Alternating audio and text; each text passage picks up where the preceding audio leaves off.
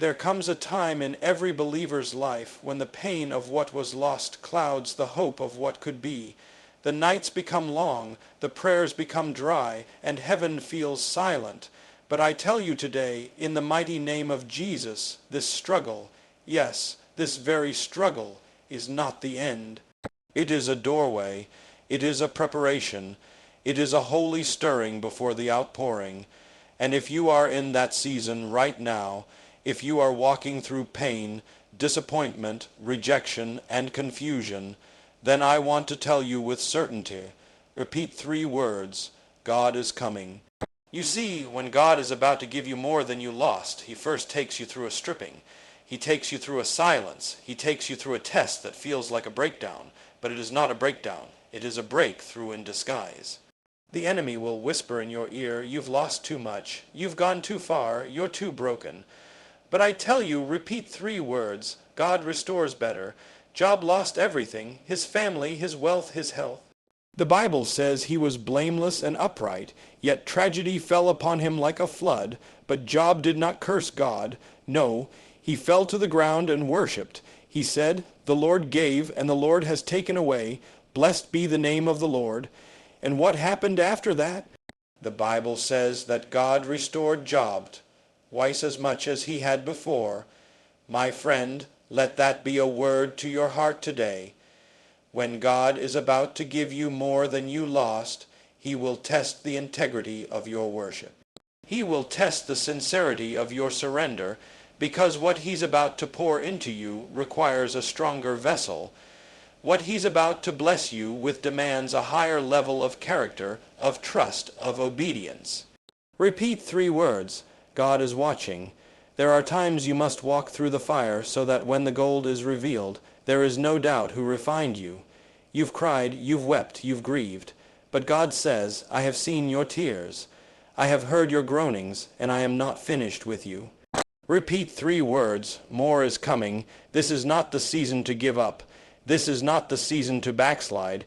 This is not the time to doubt what God promised just because you don't see it yet. Remember, faith is the substance of things hoped for, the evidence of things not seen.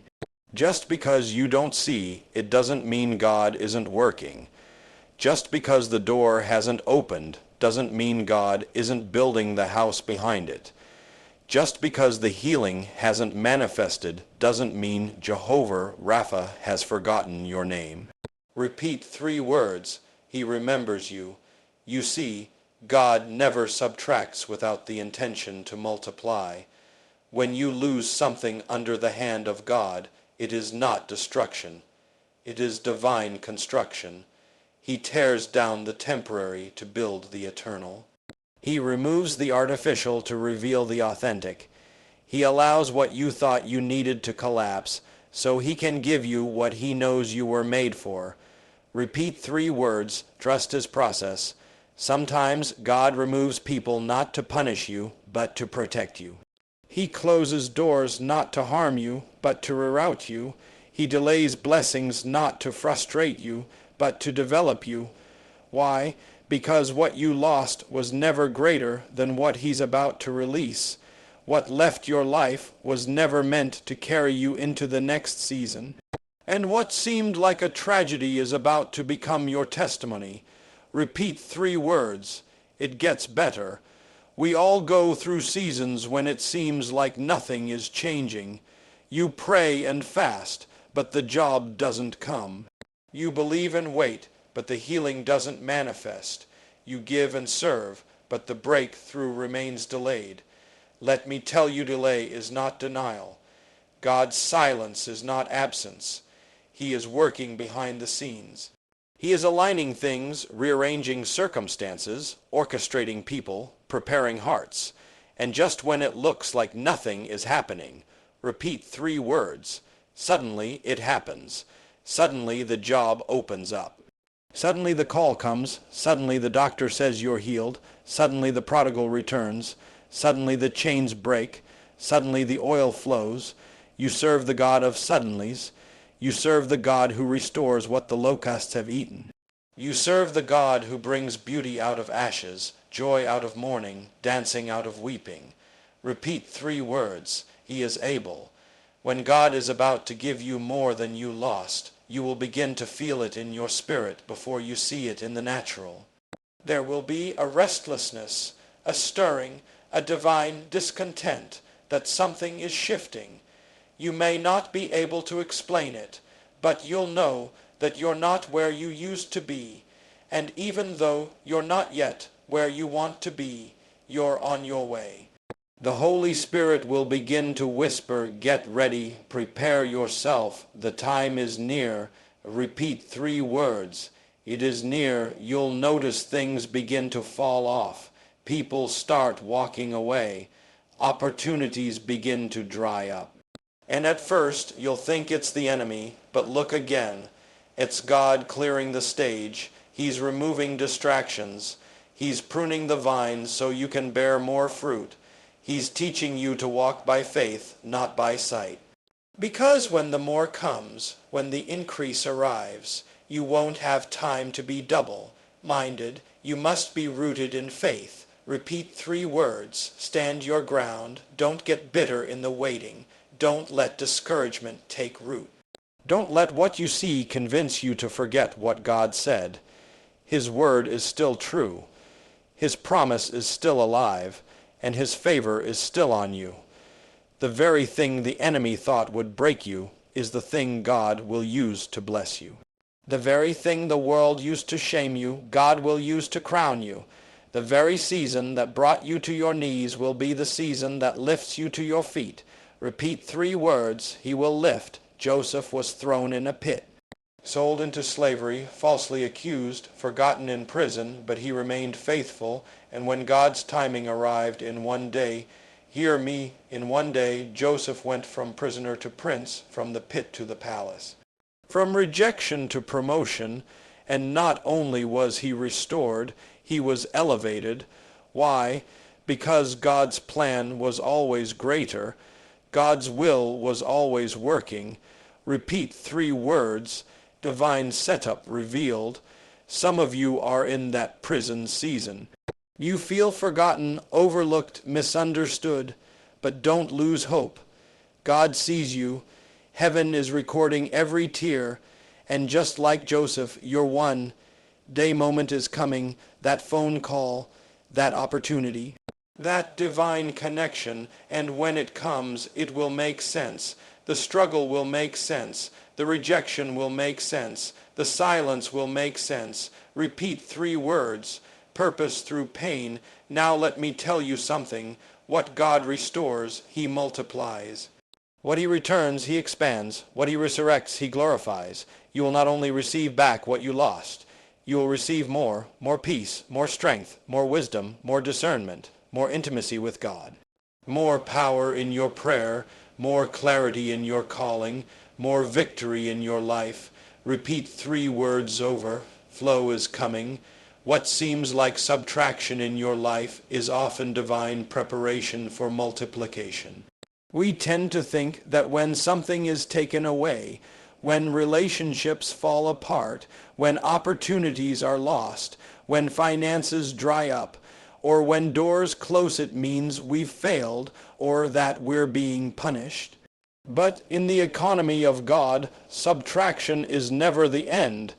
It's a setup for something greater.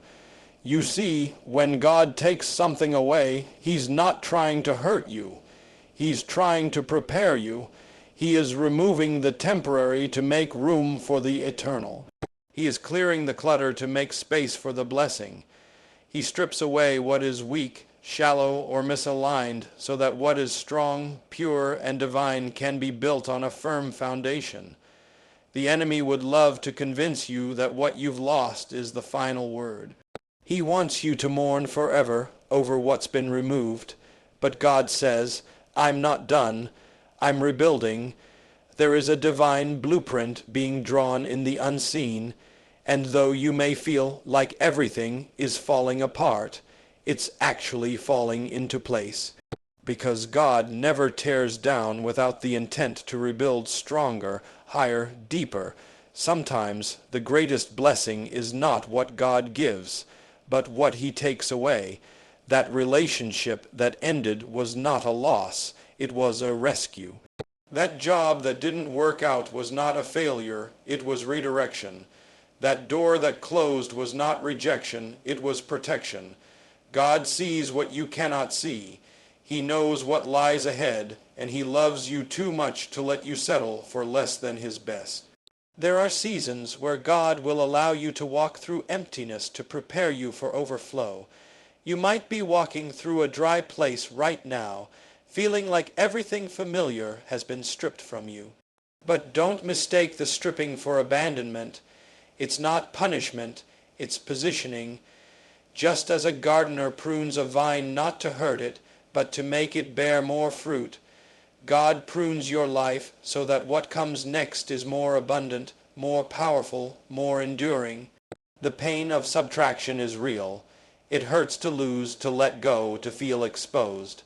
But if you can trust God in the subtraction, you will rejoice in the multiplication. For every tear, he brings double joy. For every closed door, he opens one that no man can shut. For every broken place, he brings healing that goes deeper than the wound. So don't be discouraged. Stand firm in faith. God is not subtracting to leave you with less. He is subtracting to multiply your life beyond what you can ask or imagine. Repeat 3 words, asterisk, asterisk. More is coming. Asterisk, asterisk, like Job.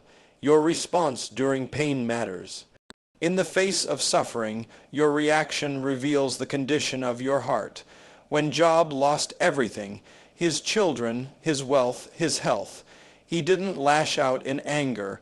He didn't turn his back on God.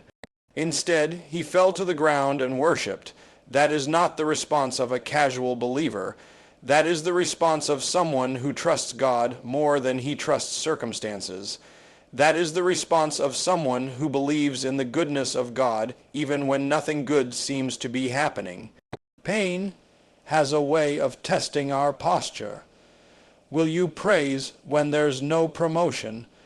Will you worship when you've been wounded? Will you trust when you can't trace him?